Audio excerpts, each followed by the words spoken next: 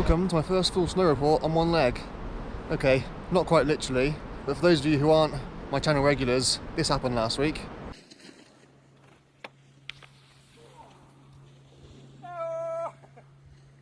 And there goes my knee. I don't yet know the extent of the damage. I've got an MRI next week, so this time next week I should be able to give you a better idea. But for now, this could well be my season over, unfortunately. But don't worry, I'm still going to continue my weekly snow reports. Got to have something to keep myself occupied. I've got a team of friends up on the hill bringing me detailed information about the conditions up there. So yeah, I've still got a good idea of what's going on. I should have no problem in keeping you all up to date with what the conditions are like up on the hill. Luckily, in a way, we had a week of quite stable high pressure, so not all that much has changed since the end of my report last week. It's very much been average temperatures, average snow conditions, pretty average weather. For the most part, it's actually been pretty sunny up until now, but the high pressure is slowly but surely shifting away, and we're now kind of on the edge of it, so more cloud has been introduced now, and over the next few days we might get a little bit of drizzle, a little bit of light rain, a few flurries of snow up on the mountain. Nothing to write home about, but yeah, the weather pattern has shifted slightly, but nothing major to report really. But with the high pressure comes the pollution, unfortunately. You might think that if you come into the mountains, you're going to be able to experience lovely fresh mountain air, but oftentimes when we have high pressure, that's not the case in this part of the world. We get quite dense smog building in the bottom of the valley. You can probably see it behind me over there. It can be even worse up in the Chamonix Valley at times. This is a combination of the geography of the area, very deep valleys surrounded by big high mountains, and the valleys are pinched at both ends, so the air can't really move around and escape anywhere. And also the fact that they're quite densely populated. There's still lots of people with wood burning stoves and fires, which contributes to the pollution in the air, not to mention all this traffic. The motorway runs right the way up to Chamonix and indeed under the tunnel into Italy, so we've got a lot of freight traffic belching out diesel fumes as well. So unfortunately, air quality around here is actually pretty bad in winter. 2 weeks ago, underneath the previous period of high pressure that we had, I was sometimes feeling quite sick myself, just walking simply from my house to the shops and back, and I'm in theory youngish, fit and healthy adult. Imagine you've got asthma or other lung conditions, or indeed you're elderly or very young. It's going to be quite unpleasant, and indeed people do get sick. Often in winter, a lot of the school children aren't allowed to play outside because of the pollution, which is probably not something you expect when you come into the mountains. Back to the snow, it's been a really great week for touring with all the powder that we had last week, combined with the stable weather has meant that everyone's been getting out. All the classic tours have been seeing lots of action. I've had friends on the Col de Passon, Col de Belvedere, Col de Dard, Col de Bugent, Col Cornu, etc. Everywhere you go, there's tracks, everyone's been getting out. But in spite of that, on the north facing slope, you can still find some quite nice pleasant snow. It's tracked, but it's not completely skied to death, so you can still have some fun if you know where to look.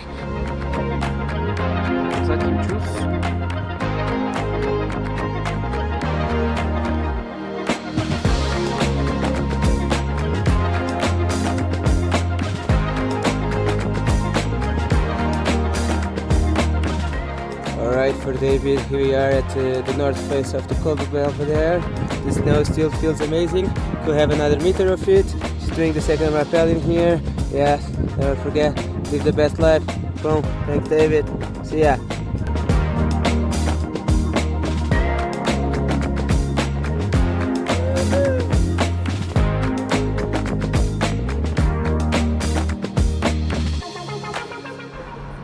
The stable weather on the whole has brought stable snow, so broadly speaking the avalanche risk has decreased a lot over the last week. I think officially it's probably a 2 now, maximum of a 3, but yeah, the snowpack has stabilised quite a lot with the sun warming up during the day and then cooling down a little bit overnight. But 2 is low risk, but it's not no risk. Unfortunately, there was another fatal avalanche in the Chamonix Valley this week, this time up above the Les Ouches area, in the off-piste, in an area which is very prone to avalanches. It's a well-known at-risk spot. But this time, unfortunately, it was a guide who died, which just goes to show that even the experts can get it wrong sometimes. So yeah, if you're heading out into the backcountry, broadly speaking, the risk has decreased a lot, but it's not zero risk. It's never zero risk. So you still need to be prepared, and you still need to make smart decisions. As for the on-piste conditions, broadly speaking, they are excellent. We've got a really good base now. Certainly compared to this time in the last 2 or 3 years, we've got much more snow than we've had heading into February half term then, which is obviously great news. The snow on most slopes is holding up pretty well, but at this time of year the sun is starting to get strong again, so on sunny slopes, particularly the steeper sunny slopes, they will be starting to deteriorate throughout the day, so conditions will be getting quite spring-like. But on lower angle slopes or higher altitude slopes, more north facing slopes, the snow is still cool, fast, fresh, not fresh as in powder, but fresh as in freshly groomed. So yeah, if you like carving, you can find some brilliant carving conditions on piste in all the usual areas. So as always, when there's stable high pressure and if you want to go piste skiing, I'd recommend La Tour and La Zouche, or even, of course, Saint-Gervais. Speaking of Saint-Gervais, they had temporarily closed the home run again since my last report when I talked about it, but as you can possibly see, it is now open again. It's 100% man-made snow. We've not had any more snow down at this elevation, but yeah, from here at least, the piste is looking pretty wide, pretty deep. Can't see any muddy patches apart from right at the very, very bottom. So yeah, if you are skiing Saint-Gervais, you can still ski all the way down to town. And don't forget, if you are staying in Chamonix and you fancy skiing over this side into the Evasion Mont Blanc ski area, you can take the train for free to La Vallee with your ski pass and jump straight on the brand new Vallee gondola from La Vallee up to the Saint-Gervais ski area. So it's never been as easy as it is now to ski in Saint-Gervais.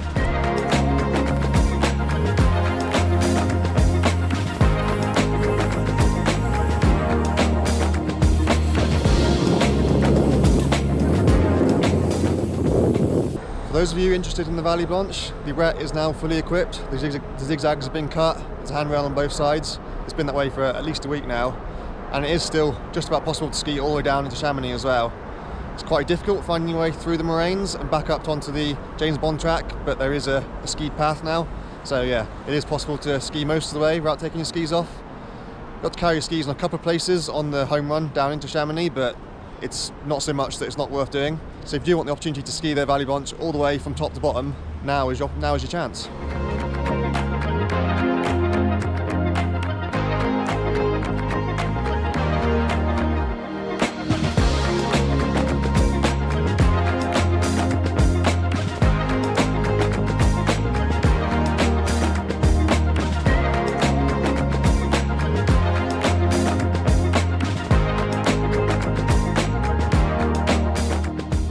And if you don't fancy fighting your way through the moraines at the end of the glacier, but you'd still like to ski all the way down to town, one option is to take the new gondola up to Montenvers.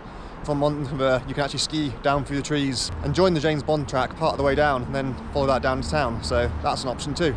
It is the first week of the French school holidays this coming week, so that's French School Zone B, which covers much of the north of the country as well as a portion of the south of the country. So it will gradually start to get busier and busier over the coming weeks, but this week is probably the least busy of the French school holiday weeks because those areas don't tend to come to this part of the Alps too much. It's easier for them to get to other areas. It's going to get really busy the following week and then the weekend up, and especially the week after when the Paris schools and the central part of France are all on holiday.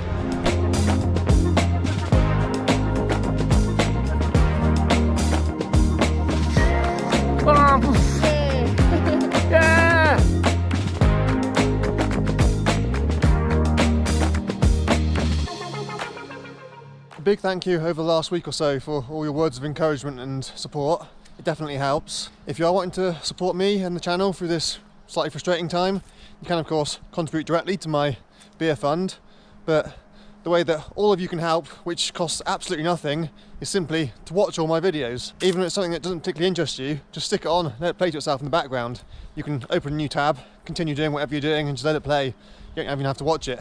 I'm of course hoping to try and grow my channel and reach new audiences, but I can't please everybody all the time. And unfortunately, the way the YouTube algorithm works is if my existing audience, you guys, don't watch a video, then YouTube assumes that it's rubbish and it doesn't show it to anyone else. So it dies a death. It's just dead in the water before it's even had a chance to grow. So yeah, the only way that I'm gonna be able to reach new audiences is if you all watch my videos first. So please, anytime you see one of my thumbnails, just stick it on, let it play to itself, and then hopefully my channel will grow. I'll be able to bring my snow reports and everything else that I do to more people. You can also support me by using any of my links through which I will receive a small commission. So if you're looking for airport transfers, then please book your mountain drop-offs. And if you're already a regular with mountain drop-offs, then please use my link. It's no extra effort for you and I will receive a small commission out of it. If you're looking for new snow sports gear, particularly helmets and goggles, socks, that kind of thing, then check out Outdoor Master. Their gear is already incredibly great value for money, and with my discount code you'll receive an extra 20% off as well, so it's a win-win situation for all. And then finally, if you're buying any kind of Insta360 gear, whether it's cameras or accessories, again, if you use my link, you'll receive a free accessory and I'll receive a small amount of commission as well. So yeah, if you would like to help me and support the channel, then that's another way you can do that too. And I am still looking for your input to my snow reports. So if you're out here on holiday over the next few weeks, or indeed you live here or you're here for an extended stay, then please send me any of your photos and videos when you're up out on the mountain. I need to bulk out these snow reports somehow until I can get back up there again, and it means that it's not just talking heads, like I can include more videos and pictures as well. And of course it gives you a chance to appear on YouTube as well. So yeah, please send me anything you've got if you're happy for me to use it on the channel, and I'll try and include as much of it as I can. And now I'm off to watch Wales lose to Italy in the rugby, just to heap some more misery on myself. See you next week.